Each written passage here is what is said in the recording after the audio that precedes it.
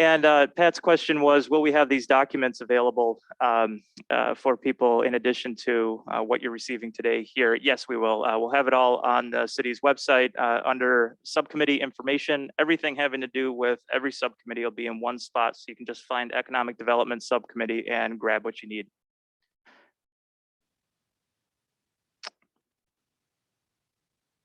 Perfect. All right, so what we'll do then is move on to our next topic, where we're talking a little bit about existing and relevant plans and studies. And this is where Nick and Lucy have some great information to provide us with that'll help give you some background as to what we have compiled over the last number of years here since the last comprehensive plan. So I'll hand it over to Lucy. Thank you, Carlos, and thanks for all of you joining the committee. The one first document that I wanted to share with everyone, and I think that Carlos will pull it up, it's actually some additional work that was done in 2016 by Engage Winona. At that time, there were, I think, over 600 people involved, if I'm not mistaken. And they really gathered input on a number of areas within the city, everything from arts and culture to local economy and downtown improvements.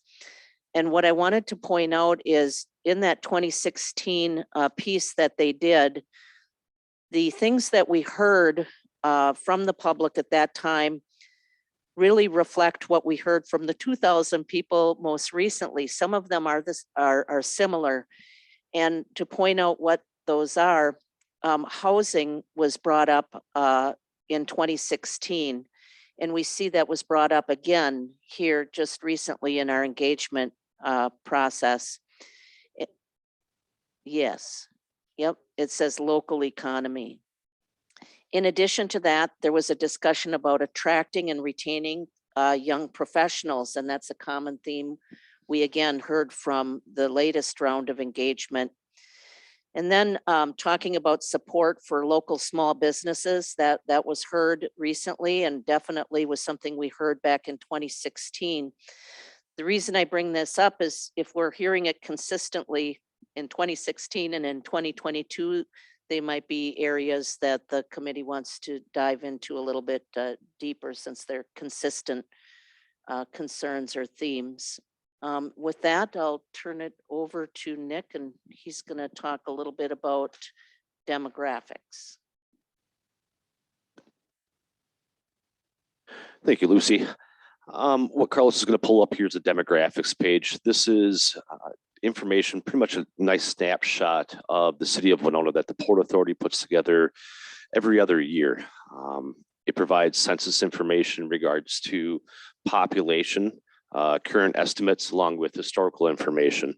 And that's a big thing with our census right now that came out with the 2021 is the population decrease that Carlos and other members of the city are working with the state demographer to try to get a more accurate count. Other information we look at are major employers that we have in Winona on the left-hand side. And it's interesting to point out that number 2 is an educational facility compared to all the large manufacturers that we do have in Winona.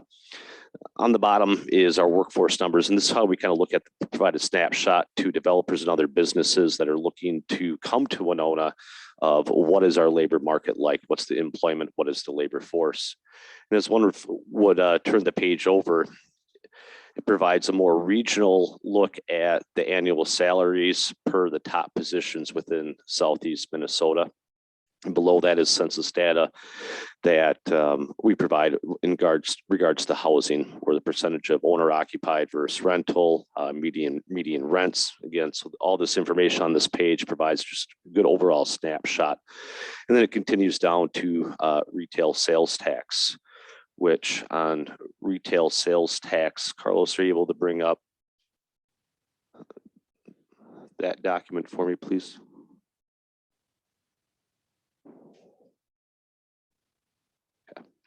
Just one moment for us, please.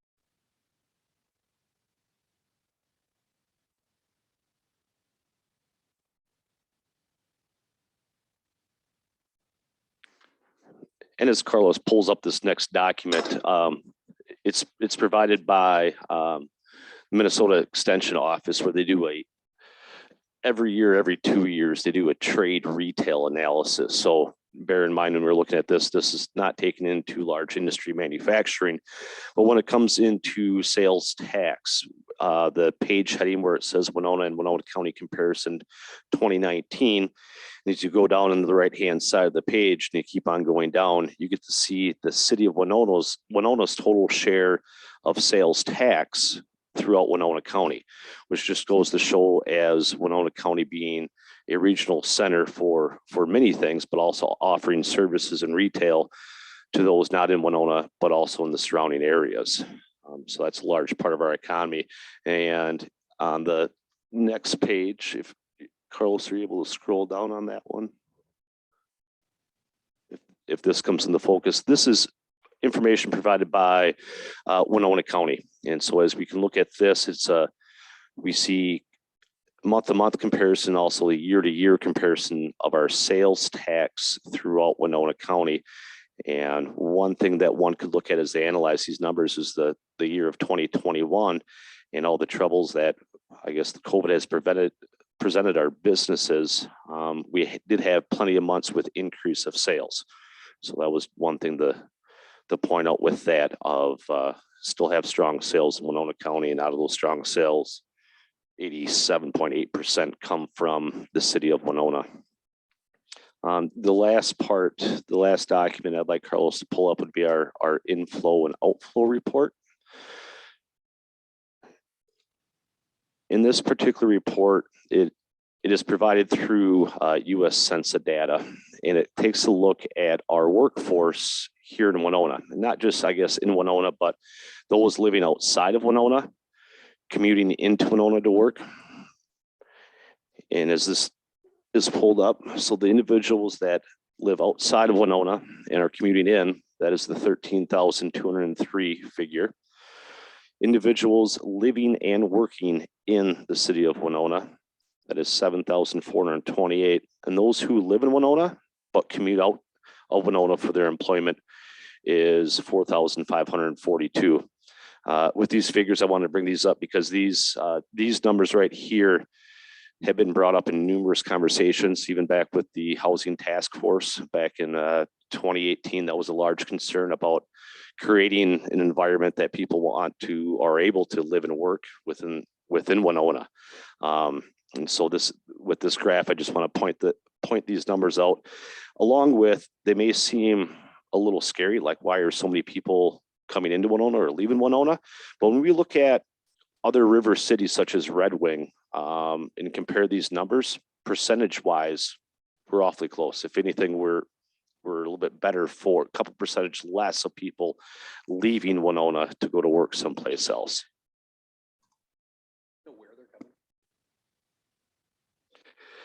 We can get that data, the latest data that we have for how it's broken down from the housing study from 2016 is a mileage range or radius of 10 miles, 15, 25, and then over 50, which one of the numbers that I recall from that would be 50 miles or more was right around 25%.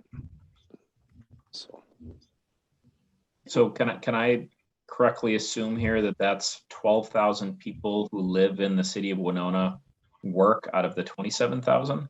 And does that seem right? That would be 44% of our community works or is recorded as working?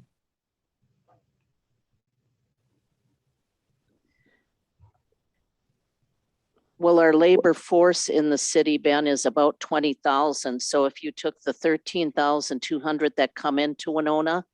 Not counting that. I'm just talking about our Okay. population of 27,000 who live in Winona. So I'm just wondering if I'm reading that correctly. I've got 12,000 who are either working in Winona or commuting out of Winona for work.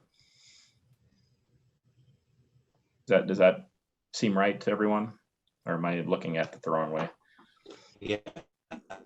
And Dan, I believe what they're looking at is the total labor force in those numbers, not necessarily the total population that would be taking minors into account along with Sure. seniors or those Yep. out of the workforce.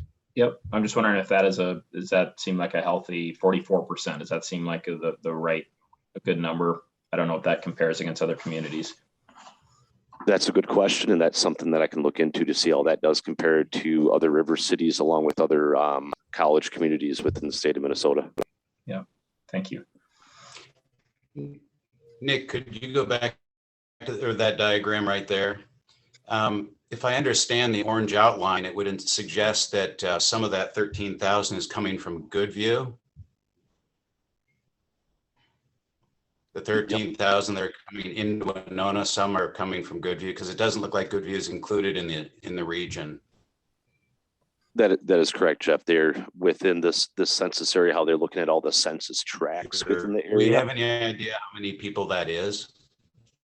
That would be up in the Goodview area for that population. Not off the top of my head, I do not. From Goodview. I don't have that data with me. Almost, it makes sense to almost consider that the Winona workforce region, if that makes sense. That makes sense, Jeff. And an additional piece is we do have someone, Mark Schultz, who works with DEED, and he can actually get us information by county or more detailed data on where our workers are coming from. And then that's a great suggestion to also see if we can include Goodview in that as well, since it's close proximity to Winona. Yeah, my point in bringing it up is, imagine if the Goodview incoming population is 1,000, that means there are 12,000 that are really coming from outside the area that are choosing to live somewhere else, as opposed to if 10,000 are coming from Goodview, that leaves 3,000 that are coming from an outside. It means we have a different attraction coefficient, as it were. If we've got 10,000 people who are choosing not to live here and are living someplace more remote, we're obviously having trouble attracting people to live and stay in town, if that makes sense. A lot of nodding heads here, Jeff, so Okay. That definitely makes sense. And I think that touches too on, some of the interactions of this component of the comprehensive plan with other components, particularly housing and land use. And, also too, when we're looking at our demographic change over the next 20, 25 years here, slowly adding people, but not at a drastically increased rate. Our projections for the comprehensive plan in 2045 are 28,000 people, which is only 500 more people than we had in 2010. So we're seeing people, so we're projecting an added population to the city of Winona, but overall we are seeing a decrease in population projected for the state, the region, as well as the county. And so in our minds, attracting some more of those people who currently live outside of the city of Winona to come and live in Winona and work in Winona will be a key part of growth into the future.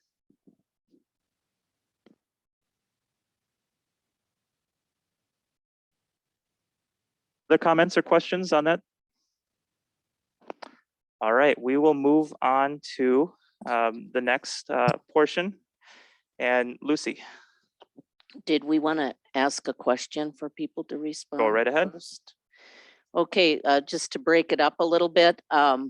One thing we've been doing in our subcommittees is posing some questions and trying to get input from others on what their thoughts are. So I have a two-part question. If each of you could just either mention on the microphone or write down if you're able to share it, if you're not here in person. What do you think are two strengths that Winona has in regard to economic development that can help, that we currently have that can help our businesses grow? If you would think of two strong points or strengths, if you could just take a few minutes.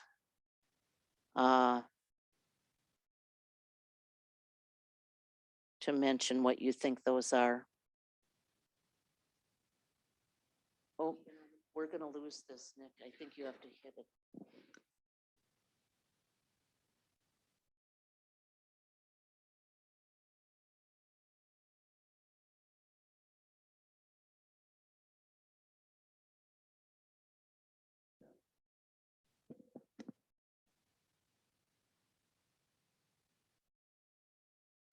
We are having a little bit of technical difficulty here. There we go.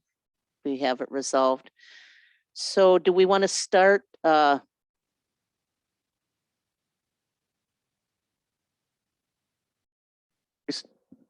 don't we start with the people that are here, and I'm going to tap Mike. Thank you, Carlos. Yeah.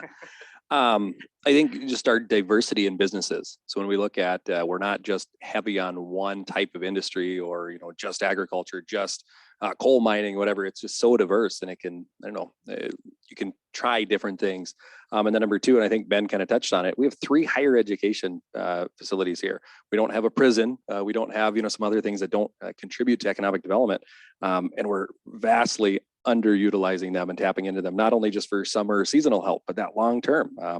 The town I moved from before here, we stayed there 10 years after we graduated college because it was a great town. How can we get more of that in Winona? This is Lori. It's not economic when you look at it as far as numbers go, but I think because of the beautiful country in which we live around here. So all of our natural resources that bring people here, as well as the good jobs that you mentioned, Mike. So that to me would be a very strong point. I think people are thinking more about how they live their lives these days. They don't always want the big cities. And another thing, maybe it's just a point out for the Port Authority because I work on it, but I know how much they want to work with businesses that are coming in and make their access to land and grants and that type of thing as easy as they can. And actually, so you might find this as we go around the table that we all have a lot of the same things. So for me, really the beauty in the environment that we have here in Winona as a recruiting tool for talent. So the businesses that are here, one of the assets they have, they're showing off to potential employees that they're recruiting to come to Winona to work in their businesses is the environment surrounding Winona, the bluffs, the river, outdoor activity. So definitely, and then the access to higher education. I mean, it's really been a tool that we think that not just from a workforce perspective, but also the partnerships that those institutions can build with potential entrepreneurs and existing companies to build those institutions as well as to support the businesses coming into town. So those would be my two. Yeah, it's Doug here. Probably just repeating. I'm here because of the resources around. It's a beautiful place to live, and that's why I started staying in this place. My second point was the affordability of living here. It is quite affordable. As a young person trying to find a place to live, made our decision very easy to stay here instead of leaving to a bigger city. Okay, thank you, those that are here. Ben added his comments in the text, the attraction of the river and natural beauty, and also a strong university presence. And so with that, I'll move to Jeff. Yeah, I'd like to echo basically everything I've heard so far. I think that our greatest asset is the livability of our space. There are tens of millions of people in the United States who can choose to wake up wherever they want, regardless of where their job is, because they can work remotely. And the choice of where they wake up in the morning is based on things like the health care delivery in the community, the safety of the community, the desirability, whether it's natural beauty or good education systems or affordability. And I think going forward, the next 10 and 20 years, people are going to make decisions on where they live and where their paychecks are sent based on the desirability of the community and not necessarily where their jobs are. And I think that all the assets that we have to offer as it relates to livability is going to make us a really attractive destination for people to move to, whether they're working for Facebook or Google or Amazon or anybody else. Great, thank you. In addition to that, Pat did comment in the chat, affordable cost of living, high quality lifestyle, abundant recreational options, and diversified arts and scenic beauty. Nathan also chimed in, underexploited tourism and smart, hardworking people. And Ben added a smart community, great law enforcement. I'm sorry, not smart, safe community, great law enforcement, but smart as well. All right, well, thank you, everybody. And Lucy, did you have a second part to the question, or? We'll save that for another time or a little bit later. A little bit later. All right, sounds good. Okay, we're gonna jump into our next document for some additional background information. So I'm going to share a screen after I pass out the paperwork to those here. And while Carlos is doing that, I can kind of do a little introduction as to why we're going to be looking at what we're looking at, which is a component of the city's downtown strategic plan that was done in 2020. But just to lead up to that a little bit, I wanted to talk about an effort that was undertaken, led by the city, the Winona Area Chamber of Commerce, the Port Authority of Winona, and many of our local businesses, financial institutions, and our educational people in the community. And that was an effort called Opportunity Winona. And what we were hearing back in 2015 when this effort kicked off was that many businesses were saying that our downtown was in a state that needed investment, that needed to be kicked up a notch, to put it casually. And that we needed more in our downtown area in order to retain, attract, and keep people here. Some of the things that Jeff just mentioned. So the Port Authority, what they did is actually budgeted money for some downtown development projects. They paid for part of a housing study, a hotel study, a strategic plan, and also noted a site called 60 Main, which is behind the movie theater, as a potential redevelopment site that was actually in our last comprehensive plan from 2007. The reason I guess I bring this up is as recent as 2015 and 16, that was a need that was brought up by many of the businesses and residents in our community. And so there was a focus and an intentional effort to make an investment in our downtown. And then we saw Main Square. We're still working on 60 Main. We saw an office building downtown, investment in the Masonic. When I mentioned office, I meant Fastenal's expansion in downtown. And as part of that, and what helped lead to this is our strategic plan for downtown. I just wanted to share a few slides of that. Here again, we engaged many people in saying, what do you do for fun in downtown Winona? And we have a graph there. And people mentioned restaurants, festivals, retail shops, and parks as reasons why they come to downtown Winona for fun. The second question that we asked people is, what do you come to downtown for to do your business? And that's the next slide, Carlos. And people mentioned restaurants, specialty retail, grocery, and bars. So, and they should have said breweries too, right? So, okay, yeah. So, no, that's a great addition to downtown. So thank you. The next slide that, and the final one that I'll share from the downtown strategic plan, it was a set of criteria that helps us at a staff level when we hear an idea or a project for downtown Winona, how should we evaluate that? And the points that we look at are, does it bring more people downtown? Is what's being proposed financially feasible? Is it sustainable? Does it help serve unmet needs? And is there someone willing to lead the effort for the investment downtown? And does it support the principles? And those principles are about equity, sustainability, and a number of other things that are carried throughout our comprehensive plan. So I just wanted to share that to emphasize the importance of downtown, at least as we've heard it from businesses over the last 5 or 6 years. And then we had building permit valuations that set records in my time here. And that was a great investment to see, and we need to continue to move forward on that. So. Wonderful. Thank you, Lucy and Nick. Any other comments at this point? Okay, we are going to transition and keep on moving along here to the 2007 Comprehensive Plan chapter.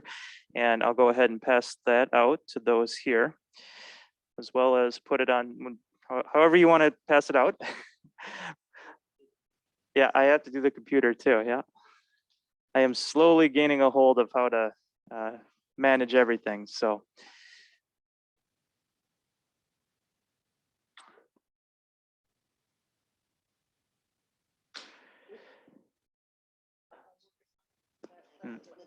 This would be part of your homework assignment. And so what we're asking this committee to do is to take a look at this section from the existing comprehensive plan and suggest changes, modifications, additions.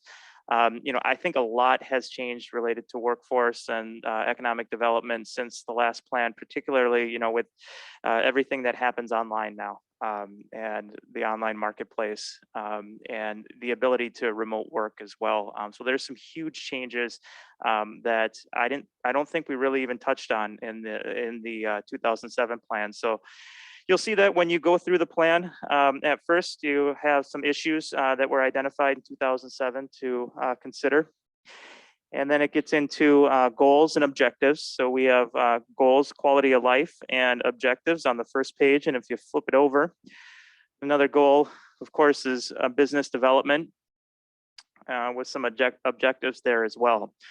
So what we'd be asking the subcommittee to do is to, as part of this draft of the comprehensive plan, provide us or with suggested goals and objectives. And it can be more than 2 goals with objectives. So it can definitely be more than what we have in the existing plan. So we're asking you for your input on that section, as well as what we have in terms of policies and actions. And that's detailed on the next pages. Investing in the recreation and cultural amenities, which I think we've done a wonderful job in over the past number of years here since 2007. Supporting and expand the composite materials cluster, as well as pursue the development of a downtown conference or performance arts center. And then finally, taking a look at a regional tourism strategy, workforce training strategies, fostering global connections, and maintaining and strengthening partnerships. And so that being said, like I mentioned, I think that there's a number of different things that we could touch on with this plan to help round out the economic development section of our 2045 comprehensive plan. So again, the assignment is to take this section here, and if you're not here in person, we will have it posted online, and we'll send you the link right after this meeting to where it's located. Take a look at that, suggest any changes, additions, or modifications. And so that's all that I have for our formal agenda today. I know Lucy had another question, and I wasn't sure if Nick had another question that we wanted to pose to the subcommittee members while we're here. And we have about another 15, 20 minutes. So as we have time, I asked earlier about name 2 of the top strengths of the Winona community for growing businesses. And if we're asking about strengths, we better also ask about our weaknesses, or as I like to call them, what our opportunities are. So what are some things that we could do, or what are some weaknesses that you see in our community as far as for business growth and expansion? If you want to just spend a few minutes to write 1 or 2 things down that could help.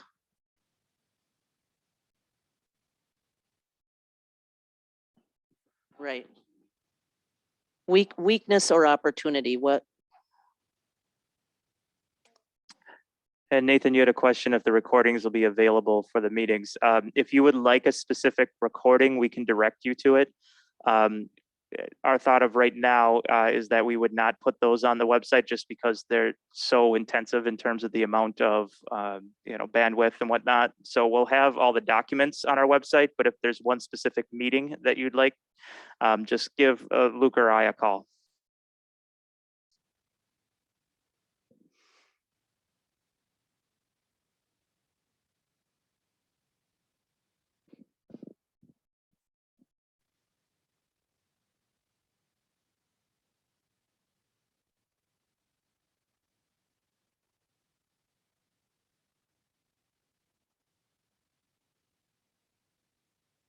We're going to start here with Doug. Yeah, it's an interesting question, but I feel like just building off of what I had said before about the affordability of living here, I do feel like there are possibly some jobs in town that will kind of pay to that level. And so you've got people who are making minimum wage. And what happens is then they don't have the money to go out and spend as much in our local businesses as if they were making a higher wage. And then the other part is just the space that Winona has to grow. There's a lot of, we all love our outdoor rec. We all want to keep the bluffs from being dominated by buildings and houses, but that does restrict the amount of space that we're able to build in the town.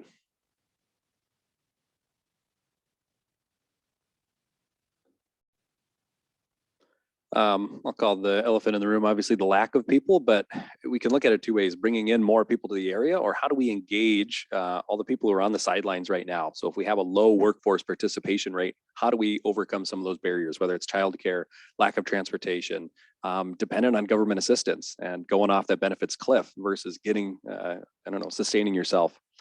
And then number two would be, I think a lot of companies, organizations in town, we all have the same objective, but we just have a very scattered approach. So if we have one company saying, well, all right, we're going to start recruiting from outside, it's not going to work. So how do we get the buy-in and everybody kind of moving in that same direction together with one group or organization leading the charge? Thanks, Mike. Well, one of my big bugaboos is watching buildings kind of fall by the wayside because nobody's maintaining them.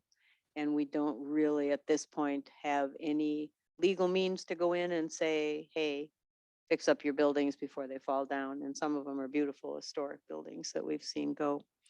Another concern that I have is I'm looking through the 2007 and the 2016, and what we're working on is, are we really following through on the plans that have been developed? Because there are a lot of things that keep occurring and there's still hot points, and that's because they haven't been taken care of yet. So I think we need to, and especially the council or whomever, make sure that they focus the funds that are available on those points that have come up at least 3 times. I guess I have 3. That we should really be open to our equity and diversity and inclusion. I see some things now, there's a lot of work being done. So sidewalks have easy access for people with wheelchairs or walkers. That's great. I think that sends a real message to folks in town, and we have a number of them that are mobility challenged. Some of those types of things with our signage and that I think are good. So just to, I'll average you out to 2. So I have 1. So, and I think especially when you look through a lot of the goals and objectives, you see a lot of young professionals trying to figure out ways to attract young professionals. And I think primarily, one of our weaknesses there is really the quality of higher density housing in the downtown core. So what you've seen recently in the development is in the downtown core with respect to higher density, it's also a really high price point. So what you don't have right now is, quality, higher density in the downtown core. We're seeing some of that with some revitalization of some of the of the historic buildings and the apartments that are above, being renovated, that's great. But in terms of new development, I think that would be a really strong, not just as a again, recruiting tool in trying to retain young professionals, but also keeping a higher density of population living within the downtown core, as opposed to buying out in the valleys and then driving into town. Great, thank you. And then next we'll go to those who are joining us on Zoom. And Ben, you noted an underutilized riverfront. Would you like to talk any more about that, or if you had another comment? Yeah, I'll expand upon that and agree with some of the other comments for sure there. But yeah, we've got a gem in our community. It is the Mississippi River, and I think not only from people on land wanting to access the river, but all of the traffic we get throughout the summer of boats coming through, and it just, I don't have any, I know it's a complex issue, but bringing more people in to enjoy our river and more places for boats to come in and enjoy the amenities. It just seems like I've spent a lot of time on the river, been through other communities, and it just doesn't feel as welcoming. But I think there's opportunity there. Definitely, thank you. And next, we'll ask Jeff to share some thoughts with us. Yeah, thanks. I think that our greatest opportunity is the opportunities within improving quality of life. And Ben just mentioned one. We have a gem in the river. We really haven't capitalized on that to the extent that we can. A lot of possibility there. But if we want to elevate the quality of life and are able to do it in this community, it will draw prosperity. People are going to want to live in a nice place, and people are going to want to prosper, and they go hand in glove. And there are practicalities of housing. Some of those are mentioned. We have to really think what kind of housing we want going forward, so that we provide good quality of life for a diverse group of people. Education system. What are people looking for? Whether it's young professionals or young people with families, they're going to be very cognizant, very sensitive to local educational opportunities. We're going to want to focus on that. A healthy lifestyle involves healthy recreation and arts, and how we want to integrate that. The beauty is that right now it seems that we have all of those elements, but they're operating independently. And as somebody suggested earlier, if we can just tie them together, just the uniting of the existing energy out there is going to be moving us down the road quite a ways. So anyway, those are just a few of the ones that I think are real opportunities. Great, thank you. And last, but definitely not least, Pat mentioned that we have lack of jobs that pay a living wage, as well as housing challenges and childcare challenges. Would you like to talk any more about that, Pat, or just let the comments speak for themselves? I definitely agree with Ben about the riverfront. And as you all know, Visit Winona works with all the riverboats that come in. And I know we're trying to work with the city, especially on wayfinding, and even trying to get shuttle buses in and out while taking care of the safety of passengers crossing or getting on the bus, or people who want to come and view the riverboats. I think is a challenge that we do need to face if we're trying to attract more riverboat dockings. And as far as housing too, we work with even Winona Health and some of the realtors in town to try and really sort of help to highlight what a wonderful community this is. But I know just in, I think, the last 5-6 tours that I had given, people love the community or what they see of it from the short time I get to spend with them. But then there is not that housing, whether it's for a single resident or a family, or a family. I know they were talking about needs for their children and with the public schools. So when news gets out that we're having all these problems, I mean, people from out of town see that. So I think the other thing I did want to highlight as an entity that brands Winona, we don't have a single message, not a single voice or something that showcases. If we're trying to attract people to town, tourism really is a gateway for others to move here, because it has been researched that people will come and move to a town if they have visited. And when we don't have that voice, whether it's from manufacturing or from the city together with what we do in the chamber, it's all, you know, as Ben or Mike said, it's all scattered.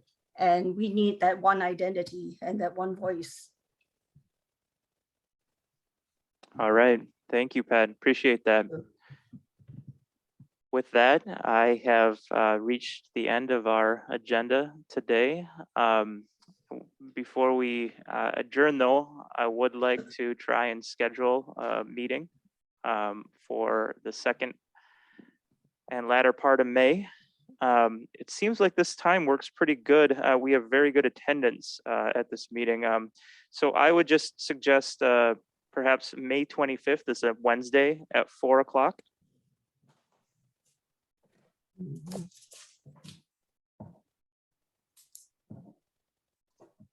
That works for me. That works for me as well. Okay. All right, well, we'll go ahead and mark that down, May 25th at 4 o'clock, and we will send out a placeholder for your calendars following this meeting. Quick question on the homework. Yeah. So we're gonna, any changes or suggestions, modifications to the 2007 plan? Did I hear something about two of the goals? Do we need to create two goals? Not at this time, not at this time. Don't Okay. worry about that. That'll come a little bit later on. Okay, all right. Thank you. All right, well, thank you, everybody. We'll see you in another few weeks here and have a good one. Thank you. Thank you.